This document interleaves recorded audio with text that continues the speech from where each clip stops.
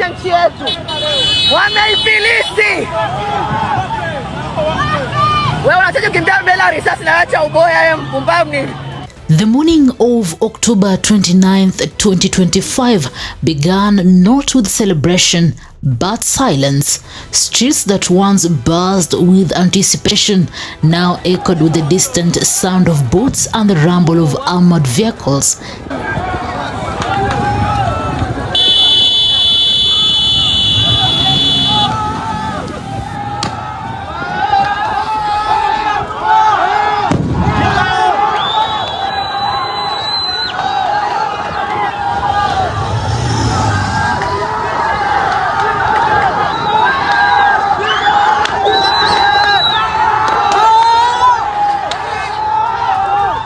In Tanzania, voting had just begun, but many already believed the results were written long before a single ballot was cast.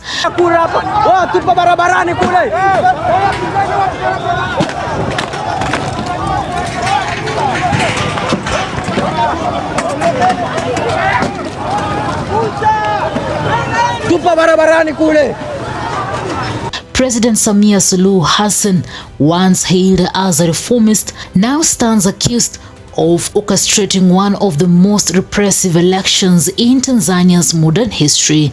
Her path to re-election has been cleared of all credible challenges. The opposition is crippled, the internet is throttled, and fear hangs thick in the air.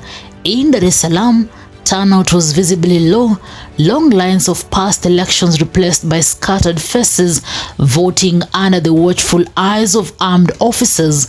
The mood, resignation. In Arusha, it was different, defiance. Youth-led groups took to the streets chanting Samia must go, but within minutes, police moved in. Tear gas filled the air, shots were fired, videos surfaced online, raw, unfiltered, and quickly taken down.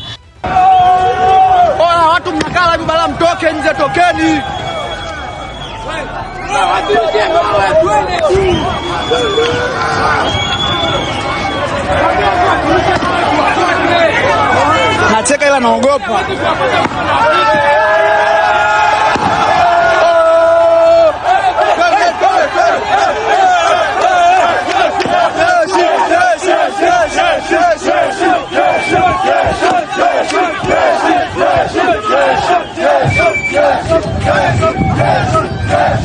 This is not just an election, it is a test of Tanzania's soul.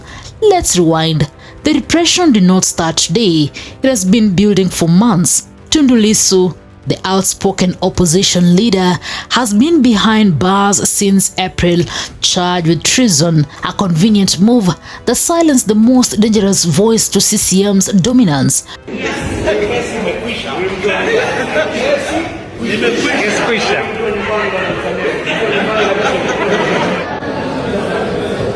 Luhaga Mpina, the ACT Wazalendo candidate, was struck off the ballot in August, accused of nomination irregularities. In short, no one credible was left to challenge President Samia.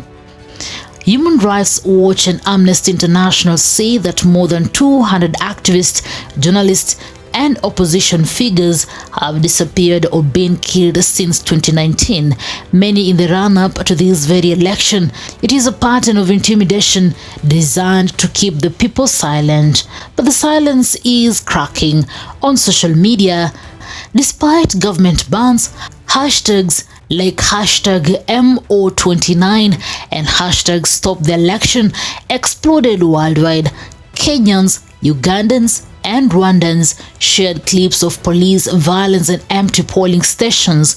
It has become a digital rebellion, one that even internet blackouts could not suppress. Back in Salaam, young protester recorded himself saying, quote, "They took our leaders, they took our voices, but they cannot take our courage." That clip has now been viewed over 3 million times outside Tanzania.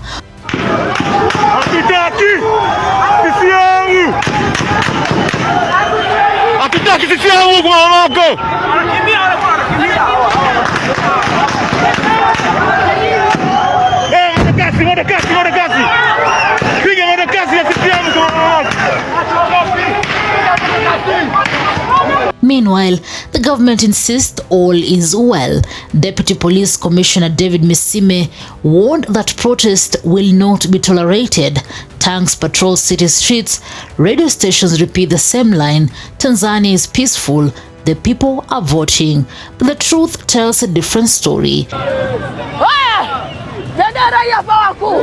Bendera hapa wakuu. Haya. Nyanyua bendera ise. Mwambie na jirani yako wasenge tunawatoa leo CCM. Change time. Hey! I say. Ha! Observers from SADC and the EAC report limited access to polling stations. The UN has condemned what it calls a climate of fear. Even Kenya's Human Rights Commission has labeled the vote a mockery of democracy. President Samia, in her final campaign rally, told supporters, quote, "will not allow foreign interference." Yet, the real interference, according to critics, came from within. The question now is not whether Samia will win, it is what happens after she does. If the results show another landslide for CCM, amid empty polling stations and widespread arrest, the crisis will only deepen. Swala la kususia uchaguzi sio jambo la busara. Inahitajika kwamba kila chama ambacho kinahitaji, ambacho kimepita katika kushiriki, kilitakiwa kushiriki, lakini sio kususia uchaguzi. Harakani rais yoyote atuangalie kwa wingi sana sisi vijana. Unajua vijana sisi ndio nguzo ya taifa na ndio tegemeo la taifa. Kwa hiyo kwa maono yangu mimi tuangalie sana vijana. Vijana tupewe kipaumbele sana. Hata zikitokea fursa za kazi, biashara, kama kuna mikopo kwa vijana wenzangu, jitokeze kwa wingi. Tegemeo yangu kwa siku ya Jumatano uchaguzi mkuu ni kwamba Chama cha Mapinduzi kitashinda kwa 100%. Maana wananchi wengi wa Tanzania wengi wanakipenda hiki chama na kina ubora na maendeleo yanaonekana. Uchaguzi mkuu inatakiwa ushiriki chama tawala na vyama pinzani. Chama kimoja kikigoma kushiriki katika uchaguzi si tatizo, maana vyama pinzani vipo vingi tu mbona, na vimekubali kushiriki na vyote vinashiriki kwa ukamilifu kabisa, na chama chetu cha Mapinduzi tunahakika nacho kitashiriki hasa kisawa sawa. A generation of Tanzanian youth better connected, better informed and more defiant may not accept business as usual, and that is the real story here. Tanzania's election is not just about one leader or one party. It is about whether an entire nation will accept fear as the new normal, whether East Africa's second largest economy becomes a fortress of control or a beacon of change. As votes continue to be counted and results loom, one thing is clear: whatever happens next will define Tanzania's political destiny for decades. This is not the end, it is the beginning of a reckoning. Newsroom, Maisha TV, Reader carrying to bed.